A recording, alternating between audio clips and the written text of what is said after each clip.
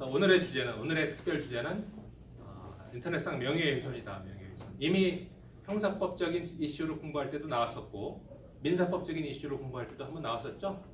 헌법적 이슈, 인터넷상 헌법적 이슈를 공부할 때도 나왔어요. 인터넷상 헌법적 이슈의 가장 중요한 그 기본권은 뭐라고 했어요? 자유권적 기본권 중에서 표현의 자유라고 했죠. 표현의 자유 중에서 내가 하고 싶은 말 내 마음대로 표현하는데 왜 간섭이냐 하면서 하는 게 남에 대한 막 험담을 하는 거죠. 다른 사람에 대해서 내가 막 좀 험담을 했기로서니 왜 나한테 그렇게 못 살게 구느냐, 이런 게 표현의 자유를 막 주장하는 사람들의 얘기죠. 내가 뭐 얘기를 하다 보니까 남의 명예가 좀 훼손이 됐나 보다. 내가 좀 얘기를 하다 보니까 남한테 모욕이 좀 됐나 보다. 그걸 가지고 나를 형사처벌하면 어떻게 하느냐. 이렇게 얘기하는 사람들이 표현의 자유를 끝까지 주장하는 사람들이에요. 그렇게 해서는 안 된다고 우리 헌법에 규정이 되어 있다고 그랬죠. 우리 헌법에 표현의 자유 규정. 표현의 자유라는 표현은 없다고 그랬죠. 우리 헌법에 규정되어 있는 표현의 자유 규정의 내용은 뭡니까? 언론, 출판, 집회, 결사의 자유로 되어 있어요. 이 말로 하고 글로 하는 표현의 자유는 뭐라고 그랬어요? 언론, 출판의 자유고, 몸으로 하는, 행동으로 하는 표현의 자유는 뭐라고 그랬어요? 집회, 결사의 자유. 언론, 출판, 집회, 결사의 자유는 확실하게 보장이 되어야 되는 게 우리 헌법의 원칙이죠. 하지만 실제로 다른 나라에 보면 그 원칙만을 규정하고 있어요. 근데 우리나라에는 특이하게 그 언론, 출판, 집회, 결사의 자유를 제약하는 조항이 4항에 붙어 있다고 그랬죠. 뭐라고 그랬어요? 이러한 자유가 타인의 권리와 명예를 훼손해서도 안 되고, 그 다음에 일반 원칙으로 공중도덕과 사회윤리를 위반해서는 안 된다, 이렇게 돼 있잖아요. 그렇죠? 물론 그걸 위반하면 손해배상을 하게 할 수 있다는 말이 뒤에 붙어 있긴 있는데, 헌법의 모든 문장은 다 선언적인 문장이에요. 하나하나가 다 효력이 있는 거예요. 그래서 공중도덕과 사회윤리를 지켜라. 표현의 자유를 주장할 때는 공중도덕과 사회윤리를 지켜라라고 헌법에 규정이 있어요. 헌법에. 네. 중국 헌법에도 그런 거 없을 거예요. 중국 법률에도 공중도덕 지켜라, 사회윤리 지켜라 이런 조항 없을 거예요. 세계 어느 나라의 법률을 봐도 헌법에도 없고 일반 법률에도 공중도덕 지켜라, 사회윤리 지켜라 이런 법률 없어요. 우리나라에도 없어요. 그런데 우리나라의 헌법에는 있단 말이에요. 헌법에. 다른 건 다 잊어버려도 좋아요. 인터넷 과목 시간에 정원 교수가 그렇게 강조하는 게 딱 하나 있었는데, 우리 헌법 규정에 공중도덕을 지켜라라고 하는 규정이 있다. 21조 4항이다. 그것까지 외우면 좋겠고, 그런 얘기를 할 수 있어야 돼요. 그래야 여러분이 인터넷과 웹을 공부했다라고 할 수가 있을 거예요. 대부분의 학생들은 이 강좌가 끝나면 종강과 더불어 인터넷과 뭐 내가 당연히 들었던가 하는 사람들이 굉장히 많아질 거예요. 지발 그러지 좀 마세요. 내가 들었던 강의는 잘 기억을 해두는 그런 자세가 좋아요. 여러분 앞으로 사회생활 할 때도 많은 도움이 될 거고. 그래서 오늘의 주제는 인터넷상 명예훼손이다.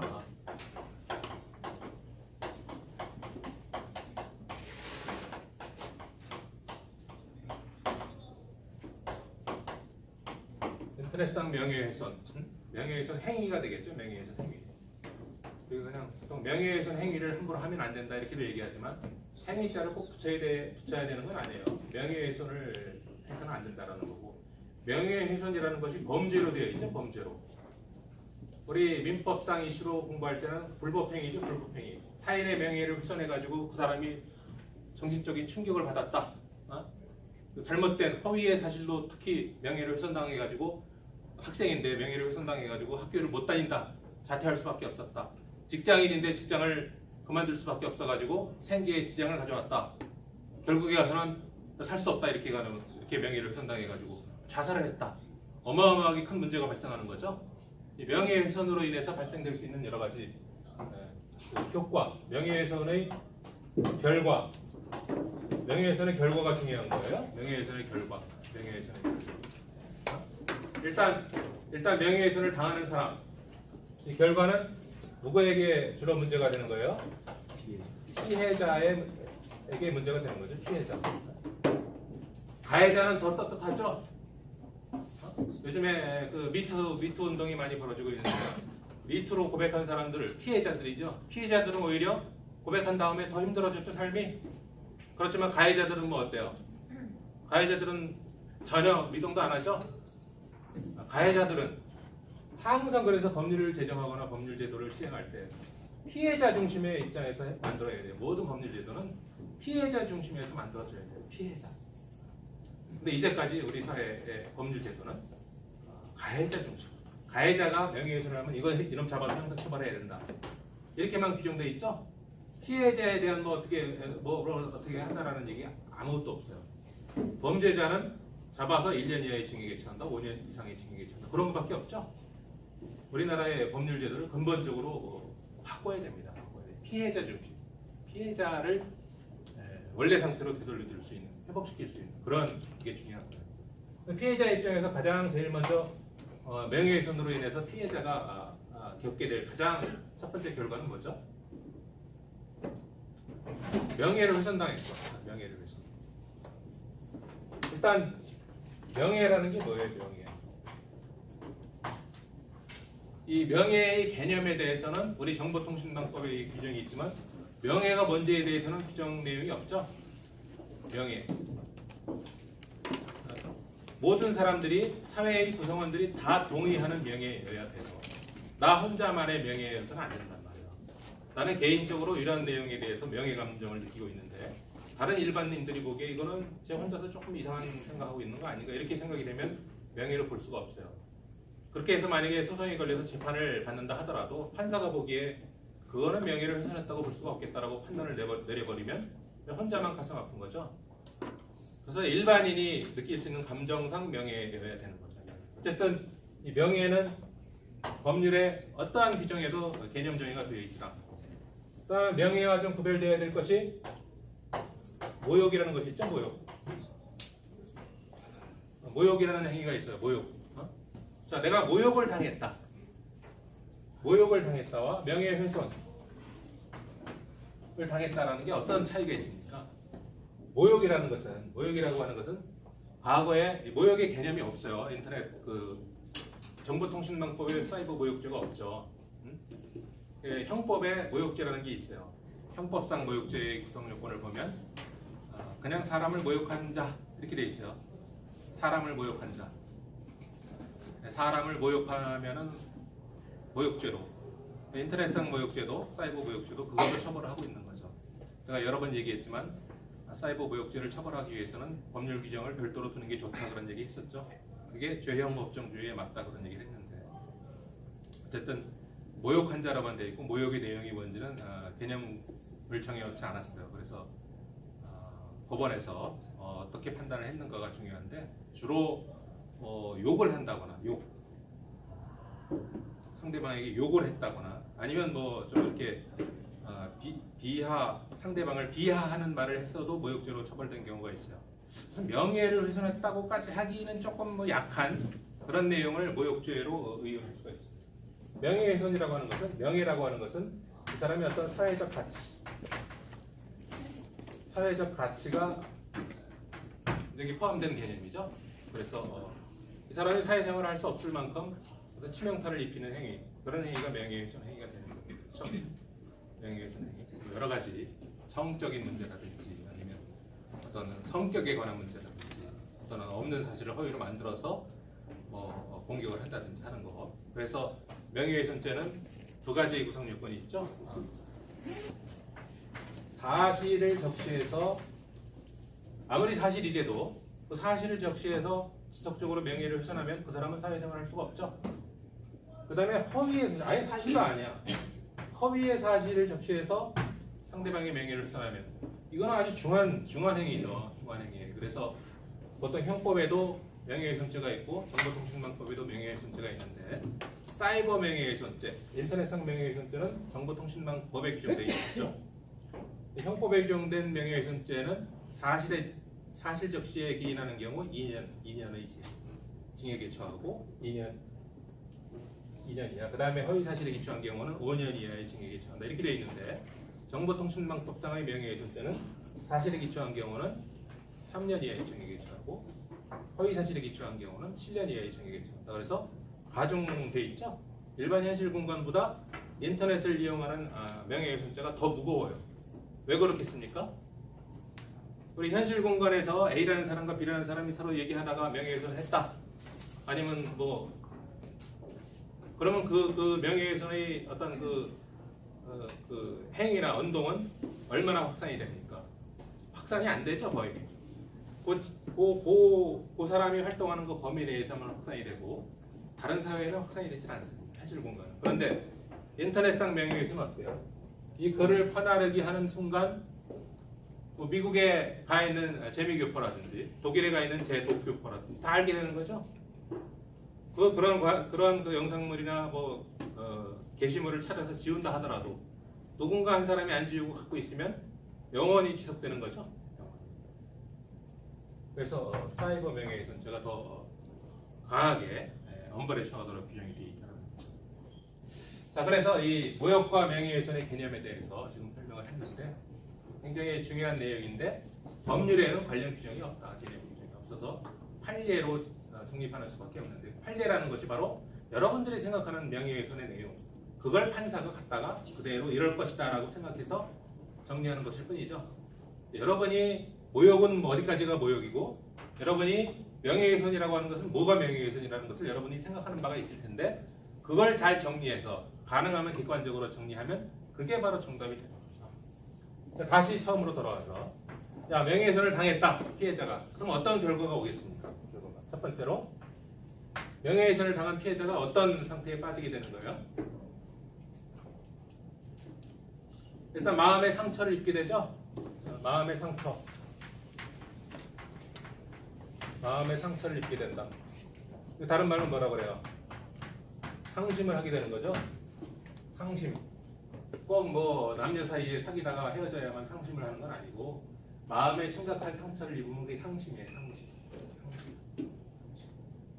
그 다음에 상심을 했다라는 거. 상심을 했다라는 거. 상심을 하게 되면 결과적으로 어떻게 됩니까? 상심을 한 사람은 정상적인 생각을 할 수가 없죠. 하루 종일 그 생각만 하는 거예요. 하루 종일. 그 다음에 친구도 못 만나요. 그 다음에 직장에도 나갈 수가 없고 학교도 못 나가요.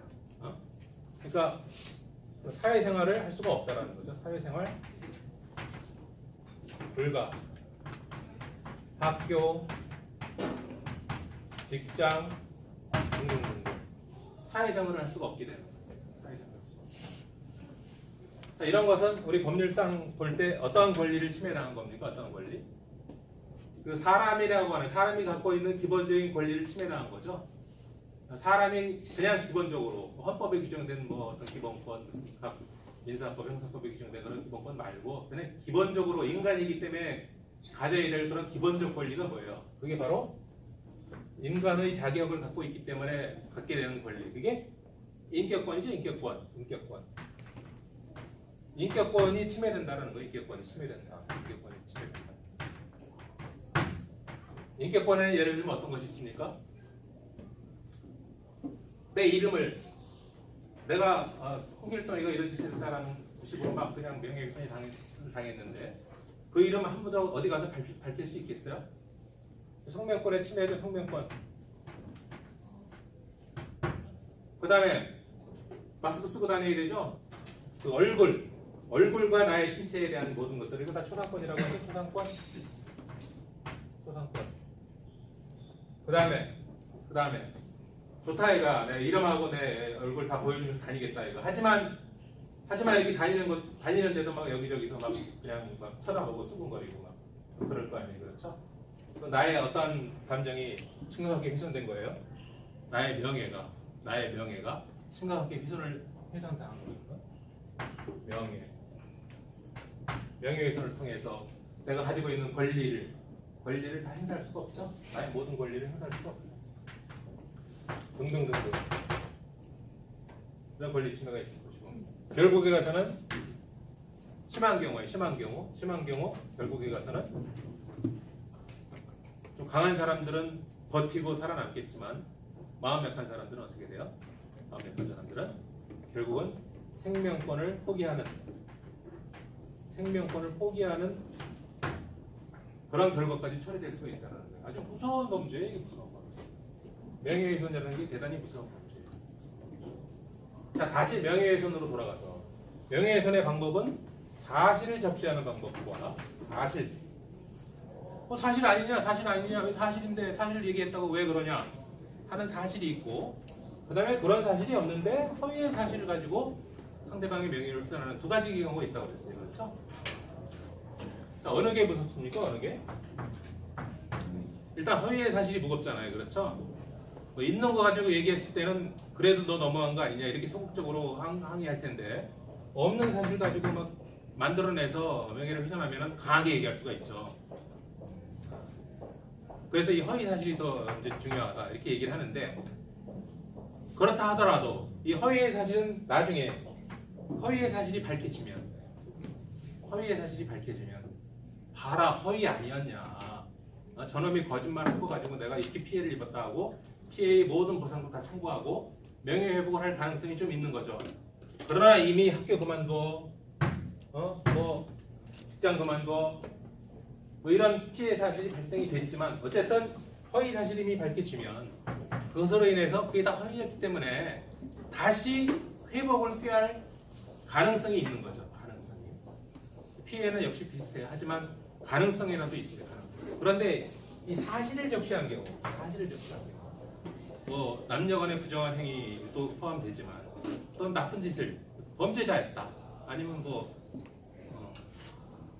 청소년 성애자였다, 좀 성적인 내용들이 많은데, 그런 내용 사실을 가지고 명예를 훼손당한 경우에는 이것은 나중에 뒤집힐 가능성이 전혀 없죠. 전혀 없어요. 그래서 그런 면에서 볼 때는 허위 사실 적시보다 사실 적시에 의한 명예훼손이 더 이게 심각한 거예요.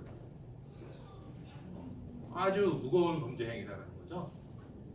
그런데 많은 사람들이 사실 적시는 이거 사실을 밝히는 거니까 이거는 범죄를 하면 안 되지 않느냐, 사실을 밝히는 건 놔두고 허위 사실만 규제하자 이렇게 주장하는 의견들이 많아요. 그게 안 된다는 걸 지금 말씀드리고 있습니다. 사실이라 하더라도 여러분이 지금까지 살아오면서 기껏 뭐 짧게는 20년, 많게는 지금 한 30살 된 분이 있어요? 그렇게 살아왔지만 그 20년 동안 30년 동안 살아오면서 절대로 밝혀지면 안 되는 그런 창피한 일들이 있어요, 없어요?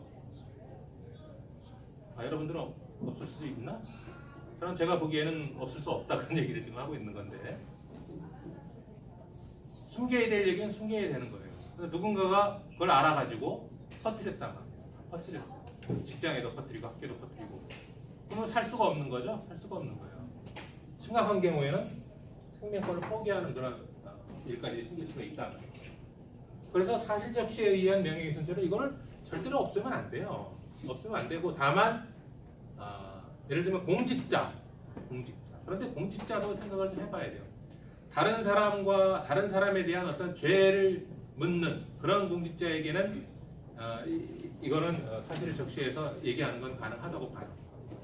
다른 사람을 단죄하는 경찰관, 검찰, 법원, 판사 이런 사람들은 다른 사람의 범죄를 단죄하잖아. 단죄하는 사람이 저는 더 큰 범죄를 저지른 적이 있어요.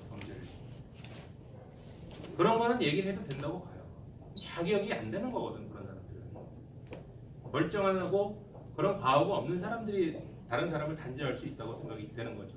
근데 그게 아니라면 그냥 일반인이기 때문에 공무원이라 하더라도 9급 공무원, 7급 공무원, 8급 공무원, 5급 공무원, 자 그게 한계는 불명확해요. 몇 급 공무원부터 그런 게 공인으로 봐야 되고, 그런 거 뭐 요즘에 국회에서 인사청문회 할 때 그게 해당되는 사람들은 그런 거 다 뭐 위장전입한 것까지 다 나쁜 짓 했다고 막 까발리고 있잖아요. 그렇죠?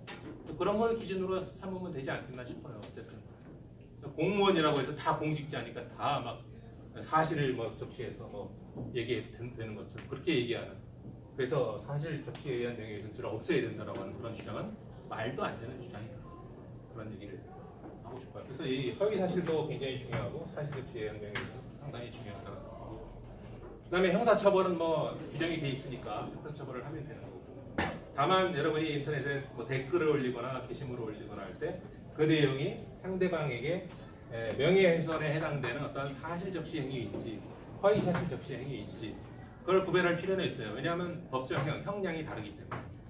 하지만 사실이든 아니든 가능하면 명예훼손 행위를 하지 않는 것이 좋겠다라는 얘기를 하고, 그 다음에 형사처벌만 정보통신망법에 규정이 되어 있지만 민사적인 어떤 그 손해배상이 더 클 수가 있어요.